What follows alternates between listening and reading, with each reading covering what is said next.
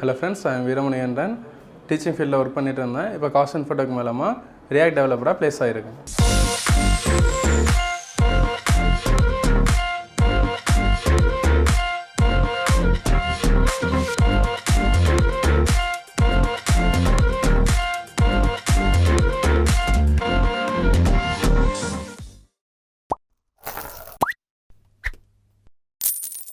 Hi, நான் உங்களோட வெங்கட்டுங்க. இன்றைக்கி ஸ்பெஷலான என்னோடய செல்ல பிள்ளையை பற்றி தான் பேச போகிறேங்க. இந்த கம்பெனியோடையே லைக் அசோசியேட்டான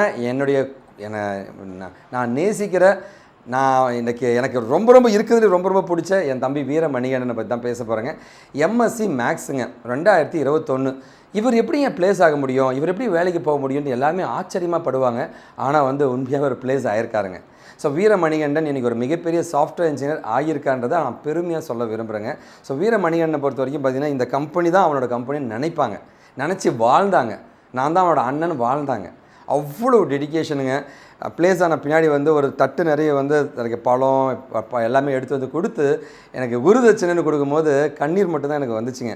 இது வரைக்கும் பண்ணாத ஒரு விஷயத்தை அவன் பண்ணிட்டு போனாங்க. அவ்வளோ சந்தோஷப்படுறான் வீரமணிகண்டன். நீங்கள் இன்றைக்கி இல்லை தம்பி, எங்கே போனாலுமே நீங்கள் ஜெயிக்கிறத யாராலையும் மாற்ற முடியாது தம்பி. உங்களோட டெடிக்கேஷனாக இருக்கட்டும், உங்களோட ஆட்டிடியூட் ஒழுக்கமாக இருக்கட்டும், அதெல்லாம் வார்த்தை கிடையாது தம்பி. அந்த அளவு ஒரு டெடிக்கேட்டடான ஒரு பர்சனை நான் வாழ்க்கையில் சந்தித்ததே கிடையாது தம்பி. நான் உங்களை சந்தித்தது எனக்கு பெருமையாக நினைக்கிறேன் தம்பி. நீங்கள் உங்களை மாதிரி ஒரு பர்சன் என்கிட்ட ட்ரெயினியாக ஒர்க் பண்ணி ப்ராஜெக்ட் பண்ண அனுபவம்லாம் மறக்கவே முடியாது தம்பி. ரொம்ப சந்தோஷமாக இருக்குங்க. நீங்கள் இன்றைக்கி ஜெயிச்சிருக்கீங்க தம்பி. So apart from that Veeramanikandan பார்க்கும்போது ஒன்று தான் நான் சொல்ல விரும்புகிறேங்க. ஸோ விலை உயர்ந்த பொருட்களை ஒருவர் நிராகரிப்பார்கள், ஏனென்றால் அது விலை உயர்ந்தது என்று அவருக்கு தெரியாதுன்னு சொல்லுவாங்க. அந்த மாதிரி உங்களோட வேல்யூ தெரிஞ்சவங்களுக்கு நீங்கள் மாணிக்கமாக தெரிவிங்க தம்பி. மற்றவங்கள பற்றி நீங்களும் திங்க் பண்ணாதீங்க, அவங்க அதை இழந்துட்டாங்க தம்பி. அது மட்டும்தான் உண்மை. வாழ்த்துக்கள் தம்பி, நீங்கள் இன்றைக்கி சரித்திரத்தை படைச்சிருக்கீங்க. வாழ்த்துக்கள். நம்மக்கிட்ட வேலை செஞ்சுட்டு நம்மளுடைய ப்ராஜெக்ட்லாம் பண்ணி முடித்த பின்னாடியுமே அந்த குருன்ற ஒரு ஸ்தானத்துலேருந்து எப்போவுமே மாற மாட்டாங்க. என்கிட்டே நிறைய பேர் படிச்சுட்டு போயிட்டு பின்னாடி சார்னு சொல்லக்கூட கொஞ்சம் கஷ்டப்படுவாங்க. ஆனால் சில பேர் பார்த்திங்கன்னா வாழ்க்கை ஃபுல்லாக நம்மளை குருவாகவே ஏற்றுட்டு வாழுவாங்க. அது லைக் அது சாதாரண ஒரு விஷயம் கிடையாதுங்க. அந்த மாதிரி ஒரு மாணவர்களோ அந்த மாதிரி ஒரு பர்சன்கிட்ட பழகிறதே ஒரு வரன்னு சொல்லுவாங்க. அந்த மாதிரி லைக் நம்மக்கிட்ட படித்தாங்கன்னு சொல்லி நாம் பெருமைப்படுற சில பேர் இருப்பாங்க. அதில் என் தம்பி வீராவும் ஒருத்தங்க. ஸோ வீரா பார்த்தீங்கன்னா லைக் எம்எஸ்சி மேக்ஸுங்க.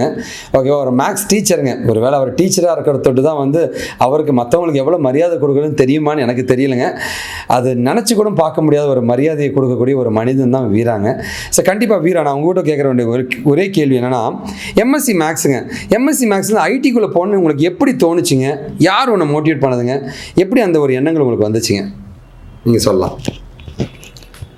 மற்ற ஃபீல்டில் இல்லாத ஒரு சேலரி க்ரோத் ஐடியில் இருக்குது. முக்கிய காரணமே அதுதான். உங்கள் வீடியோ பார்த்து தான் சார் நான் மோட்டிவேட் ஆனேனே ஸ்டார்டிங்லேருந்து. உங்கள் வீடியோ ரெகுலராக பார்க்க ஆரம்பித்ததுக்கப்புறம் சரி ஒர்க் பண்ணால் சார் இந்த மாதிரி ஒரு பர்சன்ட்டை தான் ஒர்க் பண்ணணும் அப்படின்னு மோட்டிவ் ஆகி உங்கள்கிட்ட நான் ஜாயின் பண்ணேன் சார். சரி, ஓகே. நீங்கள் ப்ராஜெக்ட்லாம் பண்ணியிருக்கீங்க, எனக்கு கிளைண்ட்டுமே பயங்கர ஹாப்பிங்க.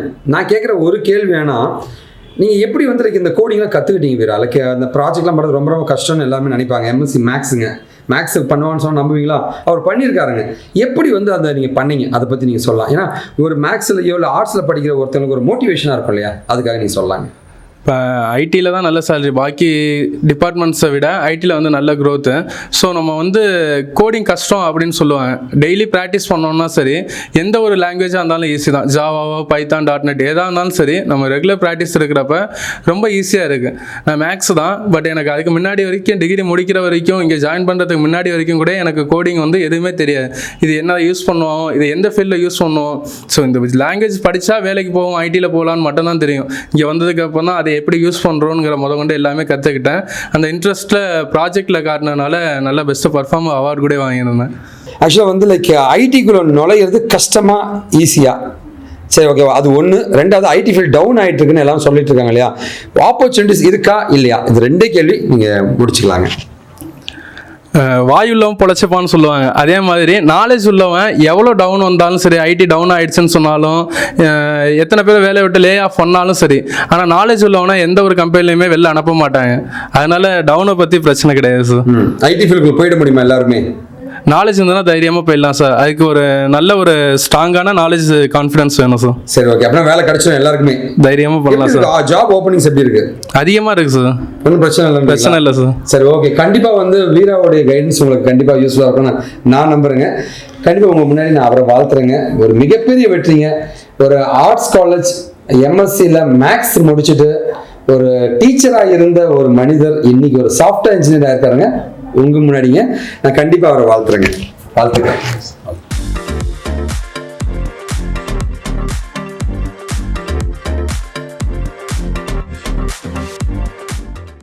என் பேர் வீரமணியண்ணன். நான் கும்பகோணத்துலேருந்து வரேன். எம்எஸ்சி மேக்ஸ் முடிச்சிருக்கேன். 2021 பாஸ் அவுட். காலேஜ் முடிச்சதுக்கப்புறம் நான் ஸ்கூலில் மேக்ஸ் டீச்சராக ஒர்க் பண்ணிட்டு இருந்தேன். அப்போ சேலரி பேக்கேஜ் எனக்கு ரொம்ப கம்மியாக இருந்தது. அதுவும் கோவிட் டைமாக இருந்தது. ஸோ நான் அந்த லீவ் டயத்தில் எனக்கு சேலரியும் சரியாக இல்லை. நான் சரி வேறு என்ன ஃபீல்டு பார்க்கலாம் அப்படின்ட்டு யூடியூப்பில் சர்ச் பண்ணிட்டு இருக்கிறப்ப காஸ்ட் இன்ஃபோடெக் அப்படிங்கிறத பற்றி அப்போ தான் நான் கேள்விப்பட்டேன். சாரோட வீடியோ ரொம்ப மோட்டிவாக இருந்தது எனக்கு. ஸோ நான் அதுக்கப்புறம் நேரில் வந்து சாரை மீட் பண்ணேன். சாரோட கைடன்ஸ் படி இப்போ ரியாக்ட் டெவலப்பராக ப்ளேஸ் ஆகிட்டேன். இனிமேலுக்கு என் லைஃப் ஸ்டைல் மாறும். வீட்டில் நான் ப்ளேஸ் ஆகிட்டேன்னு சொன்னோன்னே எல்லாருமே ரொம்ப ஹாப்பி. நான் இந்த ப்ளேஸ் ஆனதுக்கு முக்கிய காரணம் சாரும் காஸ்ட் இன்ஃபோடெக்கும் இங்கே உள்ள டெக்னிக்கல் ஸ்டாஃப்ஸும் தான். உங்கள் எல்லாருக்குமே என்னோட தேங்க்ஸை நான் தெரிவிச்சுக்கிறேன்.